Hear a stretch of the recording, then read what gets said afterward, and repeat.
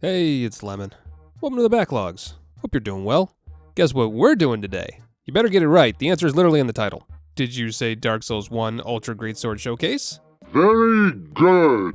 You get to skip today's quiz. Go ahead and move the video to your second monitor and enjoy roughly 20 minutes of structured free time. As for the rest of you, I'm sorry. better start taking notes. There's a quiz at the end of the video.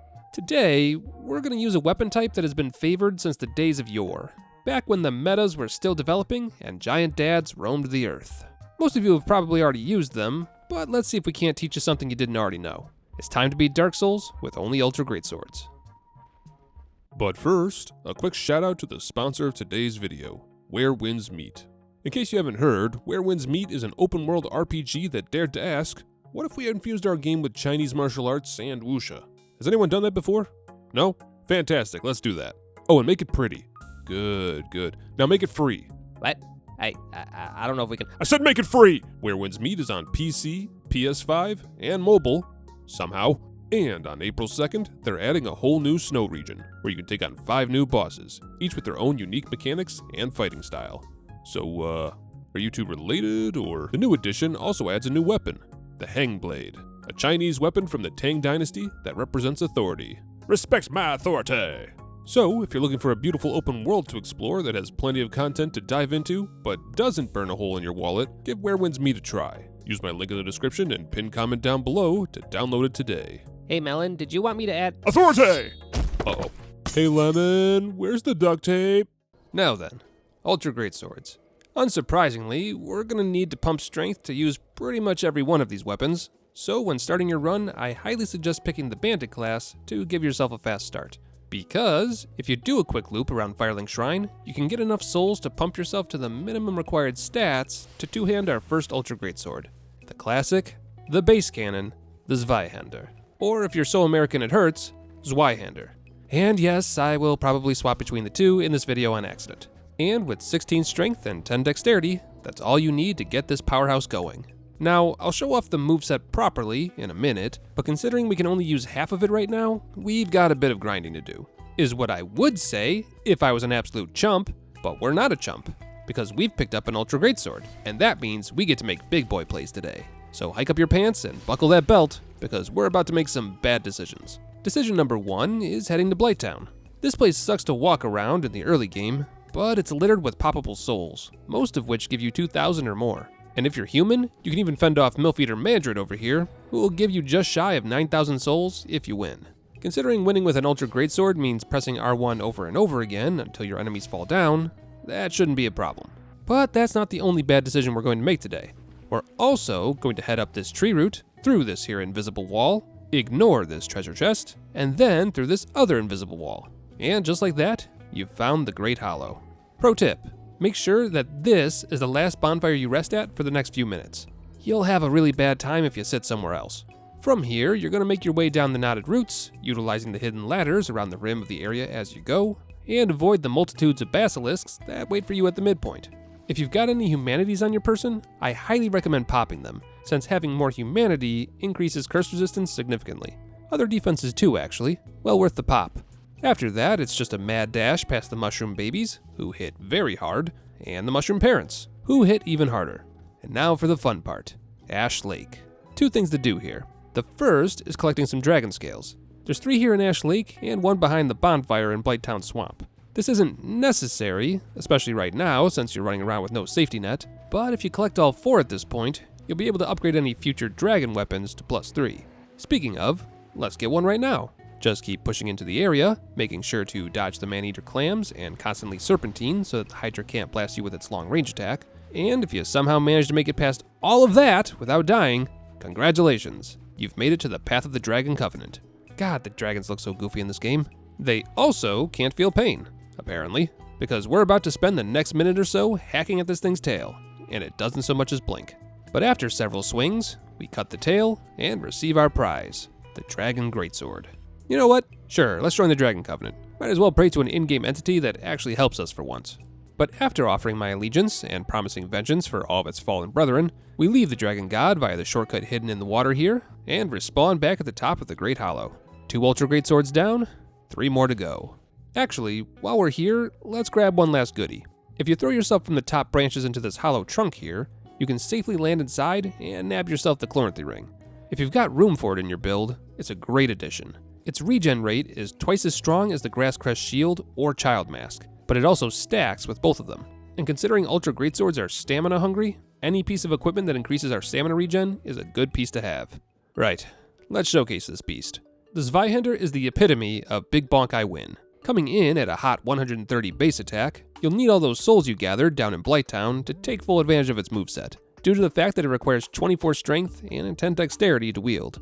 The scaling is average at best, and it's 10 pounds, so expect a medium roll everywhere you go, but at least its durability is pretty solid.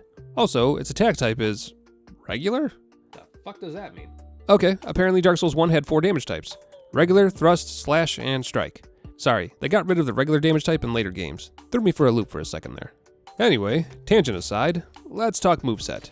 Your one-handed light attacks are big sweeping swings, while the one-handed heavy attack is a downward slam that can be slowly comboed if you've got the stamina for it. The two-handed attacks are essentially the same, but do more damage, and are actually a little bit faster than their one-handed counterparts. The running and backstep attacks are a quick downward slam, with the two-handed version essentially being the same thing, but with a bit more damage, and the jumping attacks follow that same pattern, being a simple jump and downward smash attack, regardless of whether you one-hand or two-handed. And lastly, we have the rolling attack, which is a quick stabbing thrust. Again, it's the same for one-hand or two-handing, with the only difference being the damage. Look at the range of this attack. It goes all the way off screen. Man, I bet this attack was all the rage in PvP. And for you weirdos out there, don't forget the left-handed moveset. Nothing to see here, just a shitty block and a regular one-handed light attack. Now, in case you were only half listening, let me make it very clear. As its name suggests, the Zweihander is best used in two hands. The one-hand and two-hand movesets are exactly the same, so one-handing it means you're trading bigger damage for the ability to use a left-hand weapon or shield. Speaking of its moveset, make sure you get some practice in. Because the Zwei has such wide swings, you'll need to adapt to fighting in close quarters. Absolutely doable, but it might take a minute or two to build that muscle memory. The other bit of muscle memory you'll need to build is your attack timing. All of the Ultra Greatswords have slower than normal attacks to compensate for their massive range and damage. But once you learn the timing and range of your weapon, you'll be cutting through swaths of enemies with a single swing. Moving right along, let's improve the build a bit more. I'm a big fan of being able to light roll, which is probably not going to happen for this particular weapon type, but at the very least I'd like to make sure we never enter heavy roll territory. So if you've got the Master Key, I highly recommend making a stop at Havel and collecting his ring for that extra carry weight boost. And since we're in the neighborhood, we might as well stop at Darkroot Basin Bonfire, thank you Dark Souls, to collect the Grasscrest Shield, which gives us extra stamina regeneration that stacks with our Chloranthy ring. Now, we could go fight the Taurus Demon, but why give him a fair fight when we can ask Andre to upgrade our weapon to +5? Oh my, yes. That'll do. That'll do nicely. But all that damage isn't worth a dime when enemies can interrupt your attacks, so let's fix that. If we make a quick pit stop in Darkroot Garden, we can grab the sexiest armor in the game, the Elite Knight set, and if you didn't want either of the previous rings I've shown you so far, may I humbly suggest the Wolf Ring a little further into the garden. What did those two things do? Well, with the armor and Wolf Ring on, we have 86 poise, which is pretty great in comparison to the bandit set we were wearing earlier, which gave us fucking 0 poise? What? For those wondering, the Elite Knight armor gives you a whopping 46 poise, and the ring gives you 42, which means enemy attacks don't even register. Now, you'll still feel their attacks, health-wise, so you might want to consider upgrading your armor a bit if you've got the souls and Titanite to do it, but losing attack animations is a thing of the past. If you wanted to be a tank, congratulations, you're officially a tank.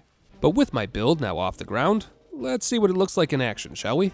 1,196 damage. Not quite one-shot material, but damn close. If I had a few more points in strength, we could have absolutely gotten it. Needless to say, this build is already broken.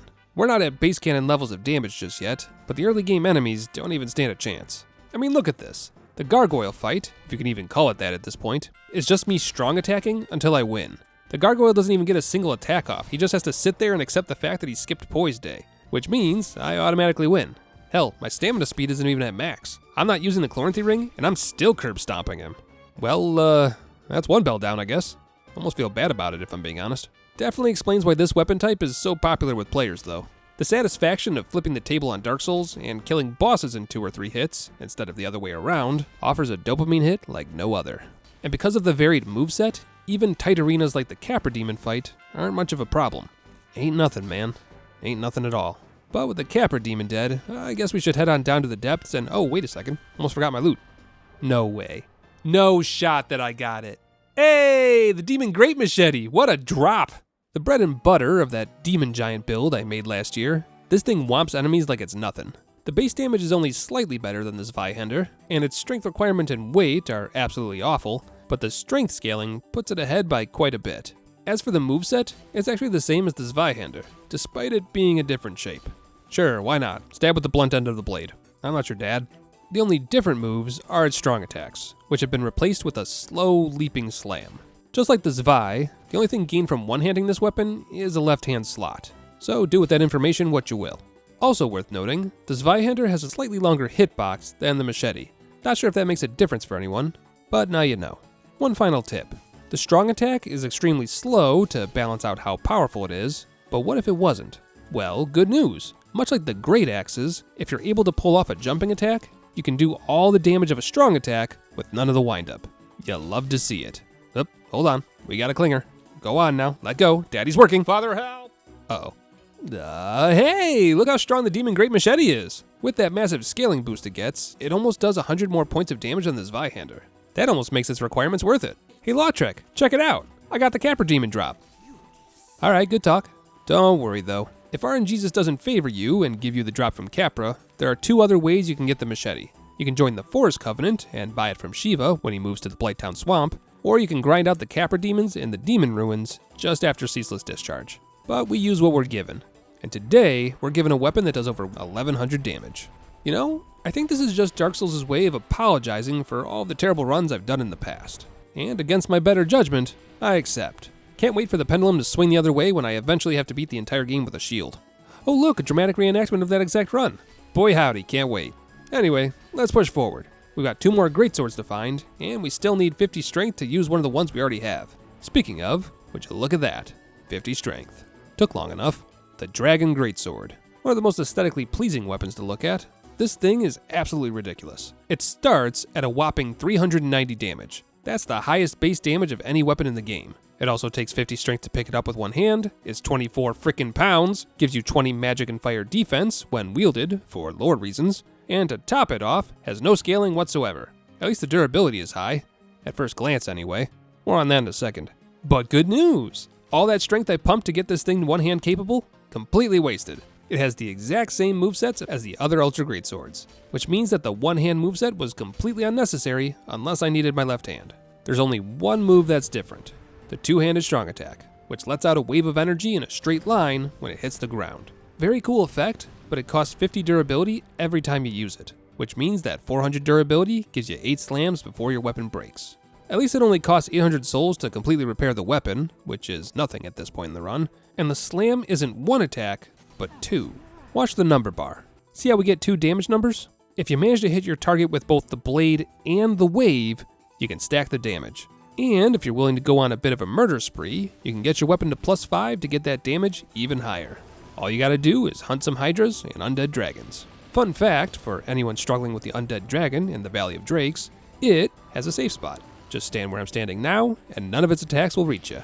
What's more, standing here will cause the dragon to vomit, which gives you an opening to attack its claws. Then just roll on back to the safe spot to avoid its counterattack, wait for the vomit attack again, and repeat ad nauseum. It's a super easy manipulation that anyone can do, but I never see anyone use it. No idea why.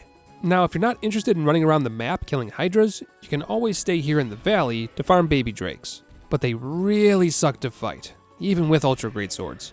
You have enough poise damage to stun lock them if you use the right attacks, but the enemy models are just kinda awkward to work with and can even push you out of position if they move a certain way. And with the drop rate being 5%, or 20.5% if you've got the covetous Gold Serpent Ring and 10 humanity, it's not exactly a quick grind. So the big question then is it worth it? Yeah, it is. At +5, the Dragon Greatsword does 585 damage, which is 89 more damage than the Demon Great Machete at +10. More if you're using the Shockwave attack. But that may not be true in the long run. The machete can always be boosted to a plus 15 later in the game, and unlike the machete, the Dragon Greatsword can't use buffs. So it just depends on what you're willing to work with. But since we're talking about grinds, let's talk about the last grind we need to do for the run. With 10 humanity on hand, and the covetous gold serpent ring in our possession, we can finally go after the one weapon drop that has me nervous in this run. The Black Knight at the top of the Undead Parish. Come on, baby, no whammies! Fuck! Nah, I should have known this was going to happen when we got the Capra Demon drop. For the sake of the weapon showcase, we'll pretend that I did get the drop, which had an 82% chance of dropping, by the way, because otherwise, we won't be able to show off this weapon until the literal end of the game. The Black Knight Ultra Greatsword can only be found in 2 locations, the Black Knight in Undead Parish, and the Black Knight in the Kiln of the First Flame. With a whopping 220 base damage, B scaling in strength, and a hidden damage bonus against demons, the only downside is that this weapon requires 18 dexterity in addition to the 32 strength to wield.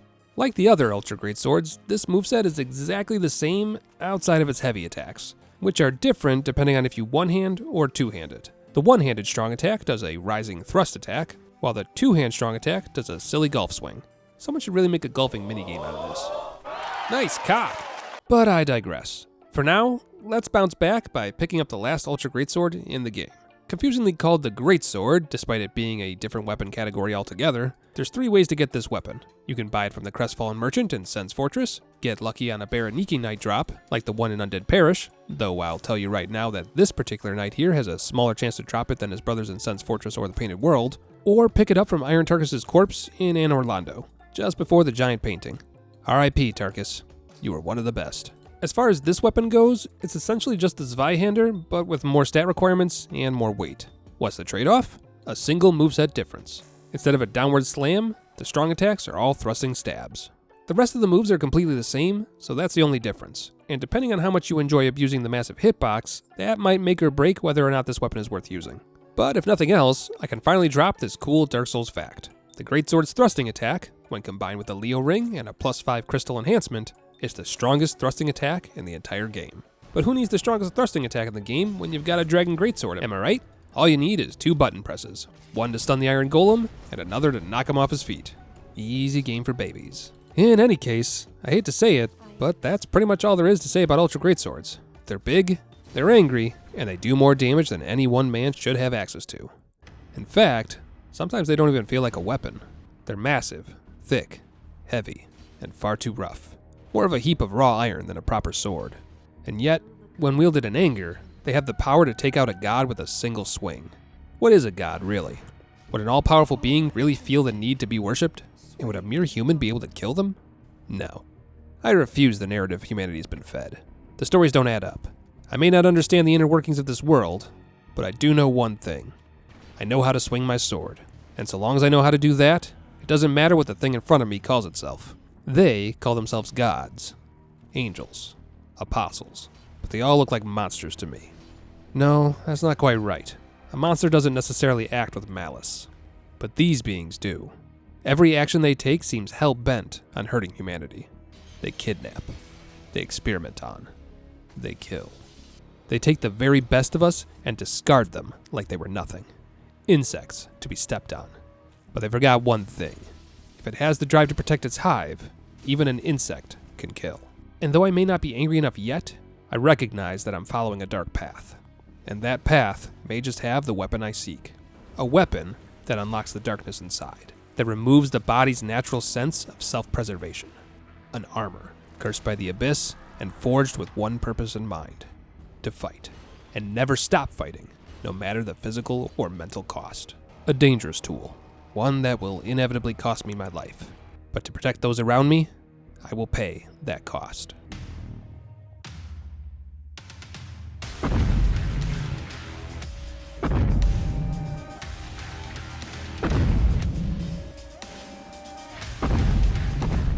So, you're the darkness inside.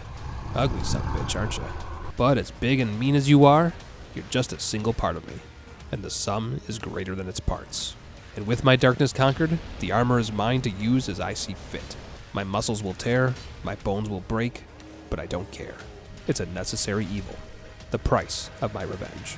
Before long, my path takes me to hell itself, and my enemies continue to grow in size. No longer human or monster, but something else entirely. They call themselves gods, but demons is more appropriate. I go faster. I hit harder. I ignore all limits.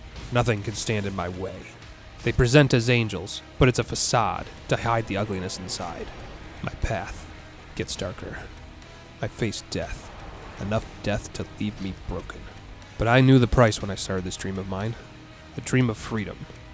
A dream smeared with blood. I have no regrets. No fear. I'm numb. Hollow. But the dream is not for me. It's for others. And that makes it worth every drop of suffering I must drink. Farewell, old man. If you meet God, tell him to leave me the hell alone. And there you go. Ultra Greatswords, with a little bit of an homage to Berserk at the end.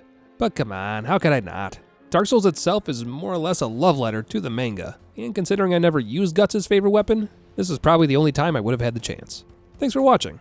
I hope you learned something new today, or at the very least had a good lunch break. Feel free to leave a comment below about what weapon showcase we should do next, and if you're one of the people who failed my test at the beginning of the video, here's your pop quiz. Which Ultra Greatsword is the best? No cheating now. I said no cheating, Logan. I don't know why you bothered, the answer is subjective. But in any case, that's all I got. Take care of yourselves, be good to one another, and I'll see you all again soon.